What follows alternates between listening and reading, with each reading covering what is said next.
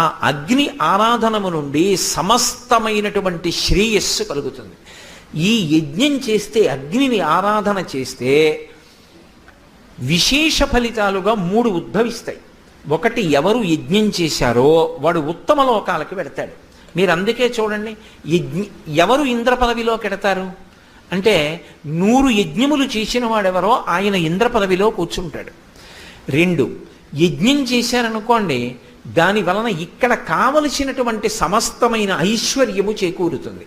3, ఏ కోరిక లేదు. ఏ కోరిక లేకుండా ఒక ఊర్లో పెద్దలందరూ కలిసి యజ్ఞం చేస్తారు. ఎందుకు చేస్తారో తెలుసా? అలా యజ్ఞం చేస్తే లోక కళ్యాణం జరుగుతుంది. సమృద్ధిగా వర్షాలు పడి పంటలు పండి అందరూ సంతోషంగా ఉంటారు. అందుకే లోక కళ్యాణం కోసమని యజ్ఞయాగాది క్రతువులు చేస్తారు. ఇది అగ్ని ఆరాధన ప్రక్రియ. ఇందులో హవిష్యం